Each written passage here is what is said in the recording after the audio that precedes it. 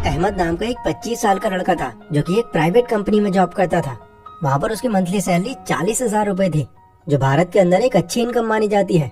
हालांकि अपनी इस इनकम से अहमद भी काफी खुश था, लेकिन उसके मन में एक डर था कि वो एक प्राइवेट कंपनी के अंदर है और ये कंपनी डिग्री से ज्यादा हुनर को प्रायोरिटी पर रखती है। जहाँ कल को अगर कोई ज्यादा हुनर वाला एम्प्लॉय उनको मिल जाता है तो वो पुराने एम्प्लॉयज को निकालने से पहले ज्यादा नहीं सोचते। इसके अलावा उसके पास कोई भी ऐसा सोर्स नहीं है जहाँ से एक भी रुपया कमा सके वो। अहमद का वहाँ पर एक दोस्त था सुमित नाम का, जो महीने के 90,000 रुपए कमाता था। सुमित उसी कंपनी के दूसरे डिपार्टमेंट में मैनेजर का रोल संभालता था। सुमित के अंदर एक खास बात ये थी कि उसमें हुनर काफी ज्यादा था और इससे वो हर टाइम काफी कॉन्फिडेंट नजर आता। उसे देखकर ऐसा लगता कि मानो उस पर किसी भी तरह का प्रेशर नहीं है। ऑफिस में सबसे ज्यादा अगर कोई चिल माइंडेड इंसान था तो वो सुमित ही था। अब एक दिन सुमित कॉफी लेने के लिए कैंटीन में जाता है एंड वहाँ पर वो देखता है कि अहमद किसी गहरी सोच में बैठा हुआ है। सुमित अपनी कॉफी लेकर अहमद के पास ही बैठ जाता है एंड उससे पूछता है कि अहमद, इतनी गहरी सोच में क्यों भाई, कोई प्रॉब्लम हो गई क्या? अहमद बोलता है कि यार सुमित क्या बताऊं, मैं डर में जी रहा हूँ। डर? किस बात का डर? सुमित, तुम्हें तो पता ही है इस कंपनी के जो ऑनर है वो कितने स्ट्रिक्ट है। वो छोटी सी गलती पर भी जॉब तक से निकाल देते हैं एंड गॉड ना करे अगर कभी मुझसे भी कोई गलती हो गई एंड उन्होंने बाकियों की तरह मुझे भी जॉब से निकाल दिया तो मैं तो यार बर्बाद ही हो जाऊंगा, क्योंकि यही इकलौती जॉब है मेरे पास पैसा कमाने के लिए। सुमित ने अहमद को समझाया, अहमद तुमको पता है मैं क्यों इतना कॉन्फिडेंट रहता हूँ, क्यों मुझे तुम ज्यादातर टाइम चिल मोड में ही देखते हो? क्यों सुमित, बताओ मुझे। क्योंकि जिस डर में तुम आज हो इस डर को मैं काफी टाइम पहले बहुत पीछे छोड़ चुका हूँ। मतलब? मैं समझा नहीं। देखो, तुम्हारे डर की मेन वजह क्या है कि ये जॉब तुम्हारा एक लौता इनकम सोर्स है, बट मेरे साथ में ऐसा नहीं है। मैं ऑलरेडी अपने लिए इतने एसेट्स क्रिएट कर चुका हूँ कि अब मुझे जॉब सिक्योरिटी की भी टेंशन नहीं है, क्योंकि इन एसेट्स की वजह से अब मेरी मल्टीपल जगहों से इनकम आ रही है। एसेट्स? ये क्या होता है? अहमद, एसेट्स वो चीजें होती हैं जो तुमको पैसा कमा कर देती हैं, जैसे तुम्हारे केस में तुम्हारी ये नौकरी। बट प्रॉब्लम ये है कि तुम्हारे पास सिर्फ यही एक एसेट है। नहीं नहीं नहीं नहीं, अगर ऐसा है तो मेरे पास एक और एसेट है, मेरा बैंक अकाउंट, क्योंकि वहाँ पर मेरा पैसा हर साल 4% से ग्रो हो रहा है, वो भी मेरी बिना इन्वॉल्वमेंट के। ये है ना मेरे लिए एसेट। अहमद, ऐसा तुमको लग रहा है, बट अगर तुमने अपना बचा हुआ सारा का सारा पैसा बैंक में रख रखा है तो वो तुम्हारे लिए एक एसेट नहीं, एक लायबिलिटी है जो तुम्हारा लॉस करा रही है। वो कैसे? देखो, एक सिंपल सी कैलकुलेशन से मैं समझाता हूँ तुमको। तुम्हारा बैंक तुमको हर साल 4% इंटरेस्ट दे रहा है, यानी अगर तुम्हारे बैंक अकाउंट में 1 लाख रुपए हैं तो 1 साल के बाद तुमको उन पर 4,000 रुपए मिलेंगे। बट इधर अगर तुम महंगाई को देखो तो यहाँ पर हर साल 7 से लेकर 9% तक का जंप आ रहा है। यानी इस साल अगर तुम्हारे राशन पानी और जरूरत की चीजों की कीमत अगर 1 लाख रुपए है तो अगले साल तुमको इतने ही राशन पानी और जरूरत की चीजों के लिए लगभग 1,08,000 रुपए चाहिए होंगे। तो अब तुम समझो, इनडायरेक्टली तुम्हारे बैंक के अंदर उन पैसों की वैल्यू बढ़ नहीं रही, उल्टा कम होती जा रही है। हाँ, ये तो मैंने सोचा ही नहीं। लेकिन अब तुम ही बताओ सुमित, मैं और कौन कौन से एसेट्स क्रिएट करूं जिससे मुझे भी तुम्हारी तरह अलग अलग जगहों से रेगुलर इनकम आती रहे। देखो, मैं तुमको वो एसेट्स बता देता हूँ जो मैंने खुद के लिए बनाए हुए हैं। इन्हीं में से तुम डिसाइड कर सकते हो कि तुम्हारे लिए कौन सा बेस्ट है। मेरे पास अभी के टाइम में 4 एसेट्स हैं जहाँ से मुझको फाइनेंशियल तौर पर या तो रेगुलर इनकम आ रही है या इनकम बढ़ाने के रास्ते खुल रहे हैं। एंड इसमें सबसे पहला एसेट है मेरी एजुकेशन। सालों पहले जब मेरी इस कंपनी में ज्वाइनिंग हुई थी तो मुझे भी इस बात का अंदाजा था कि शायद ये जॉब मेरे फ्यूचर के लिए 100% सिक्योर नहीं है। तो मान लो मेरी भी वही कंडीशन थी जो आज तुम्हारी है, बट कुछ ही टाइम के अंदर मैं समझने लगा कि अगर मुझे यहाँ पर लंबे टाइम तक टिके रहना है तो मुझे अपनी स्किल्स के अंदर सबसे बेस्ट होना पड़ेगा। यहाँ पर मेरा सबसे पहला काम सेल्स एग्जीक्यूटिव का था, जहाँ मुझे कंपनी के लिए पर डे के हिसाब से सेल्स निकालनी थी। अब उस टाइम मेरे साथ में जितने भी कलीग्स बैठे हुए थे वो सेल्स निकालने के लिए वही पुराने घिसे पिटे तरीके अपना रहे थे। तो मैंने यहाँ पर इनको फॉलो करने की जगह अपने नए तरीके इजाद किए, जिनके लिए मुझे कुछ बुक्स और कुछ कोर्सेज बाय करने पड़े। डेफिनेटली यहाँ मेरा पैसा तो खर्च हुआ, लेकिन मुझे ये क्लियर था कि मेरी इन्वेस्टमेंट मेरे लिए आगे चलकर एक एसेट की तरह काम करेगी।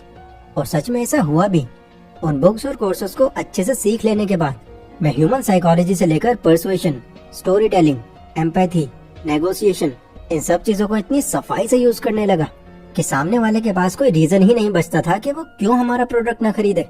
एंड इसी के चलते मैं अपने बाकी सारे कलीग से कई ज्यादा सेल्स निकाल पाता था। तुम यकीन नहीं करोगे, बट मेरा 1 साल के अंदर 3 बार प्रमोशन हुआ था। एंड आज तो तुम मेरी पोजीशन और सैलरी देख ही रहे हो। अभी भी अगर मुझे लगता है कि मुझे कुछ और भी सीखना चाहिए तो वहाँ मैं खुद पर इन्वेस्ट करने से पहले ज्यादा नहीं सोचता, क्योंकि ओवर द टाइम वहाँ पैसा लगाना मेरी ग्रोथ में ही काम आता है मुझको। सो ये था मेरा पहला एसेट। अगला एसेट जो मुझे पैसा बनाकर देता है वो है घोस्ट रेंटिंग। अहमद ने हैरान होकर पूछा, क्या तुम भूतों से किराया लेते हो? अरे नहीं, मैं समझाता हूँ तुमको ये क्या है। देखो, तुमको भी पता है कि अगर तुम्हारे पास कोई स्पेस है, कोई हॉल या कोई घर वगैरह, तो तुम उसको रेंट पर देकर अच्छे पैसे कमा सकते हो। बट रेंट पर देने के लिए एक अलग घर खरीदना, इसको हर कोई अफोर्ड नहीं कर सकता। And to be very honest, मेरे पास भी फिलहाल इतने पैसे नहीं है कि 50-60 लाख रुपए लगाकर मैं कोई दूसरा घर खरीद सकूं। मेरी तो टोटल सेविंग्स ही 10 लाख रुपए की थी, जो मैंने लगभग 2 सालों में जमा की थी। लेकिन फिर भी मैं रेंटल इनकम कमा रहा हूँ। पर कैसे? अहमद ने बड़ी हैरानी से पूछा। देखो, इंडिया की पॉपुलेशन पिछले कुछ सालों में बहुत तेजी से बढ़ रही है एंड आज तो हम पॉपुलेशन के मामले में पहले नंबर पर आ चुके हैं। एंड इसी को देखते हुए मुझे सालों पहले ही अंदाजा लग गया था कि आने वाले टाइम में रियल एस्टेट की डिमांड काफी बढ़ने वाली है। लोगों को रहने के लिए घर चाहिए होंगे, जगह चाहिए होगी।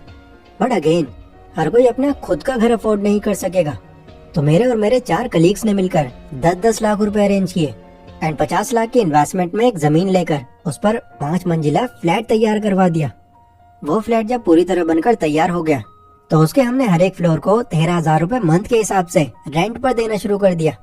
अभी लगभग 6 साल बाद मैं उस रेंटल इनकम से 9,36,000 रुपए रिकवर कर चुका हूँ। एंड अगले साल में इस फ्लैट के साथ साथ इसकी पूरी इन्वेस्टमेंट रिकवर कर चुका हूँ। फिर इसके बाद इसकी रेंटल इनकम एज प्रॉफिट मेरे पास आएगी। तुम ये मानो, मुझे इन 6 सालों में मेरे 10 लाख रुपए की इन्वेस्टमेंट पर 9.5 लाख रुपए का प्रॉफिट हो गया। इनफैक्ट अब तो मेरी प्रॉपर्टी की कीमत भी बढ़ गई है। अब एक बार के लिए जरा इमेजिन करो, अगर ये 10 लाख रुपए मैंने यहाँ लगाने की जगह सेविंग्स अकाउंट में रख दिए होते एंड मान लो अगर मुझे उन पर 5% भी इंटरेस्ट मिल रहा होता, तो मेरे ये 10 लाख रुपए 6 सालों के बाद कंपाउंड होकर 13,40,000 के आसपास बनते। मतलब 10 लाख रुपए पर 3,40,000 रुपए, देख रहे हो, आधे से भी कम। तो इसीलिए ये रेंटल इनकम मेरा दूसरा बड़ा एसेट है। मेरा अगला एसेट जो मैंने अभी हाल ही में बाय किया है वो है एक लिमिटेड एडिशन गोल्ड वॉच, जो कि 5 लाख रुपए की है। अहमद ने फिर से सुमित को टोक दिया, अब ये तुम्हारे लिए एसेट कहाँ से हुआ? अरे यहाँ तो तुमने पैसे बर्बाद कर दिए, तुम तो शो ऑफ कर रहे हो। मेरी घड़ी देखो, 250 की है, बट टाइम वही बताती है। अहमद, 3 इडियट मैंने भी बहुत बार देखी है, ये डायलॉग मुझे भी पता है। बट इस घड़ी को लेने का पर्पस मेरा शो ऑफ करना नहीं है, मेरा सीधा पर्पस इस घड़ी के थ्रू प्रॉफिट कमाना है। अच्छा, वो कैसे? देखो, मैंने इसको इसलिए बाय किया है क्योंकि ये घड़ी गोल्ड से बनी है और गोल्ड के दाम हर साल 10 से 11% से इंक्रीज हो रहे हैं। तो इस 5 लाख की घड़ी को अगर मैं अगले 5 साल भी अपने पास रखता हूँ तो उस वक्त मेरी इस घड़ी की वैल्यू कंपाउंड इंटरेस्ट लगाकर लगभग 8,42,000 के आसपास होगी। एंड दूसरा, ये एक लिमिटेड एडिशन वॉच है जो काफी रेयरली लोगों के पास मिलेगी, तो इससे इस घड़ी की वैल्यू और भी ज्यादा बढ़ जाती है। तो ये कमोडिटी तुम मान सकते हो मेरा अगला बड़ा एसेट है, जो फ्यूचर में मुझे मेरी इन्वेस्टमेंट पर काफी अच्छा प्रॉफिट देगा।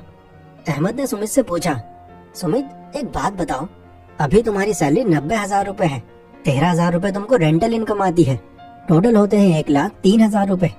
इनमें तुम घर के खर्चे निकालने के बाद फिर भी बहुत पैसे बचा सकते हो। बट इससे पहले जब तुमको रेंटल इनकम नहीं आती थी तो तुमने 10 लाख रुपए 2 साल में जमा कैसे कर लिए? तुम घर का खर्च कैसे उठाते थे? और पहले तो तुम्हारी सैलरी भी कम रही होगी।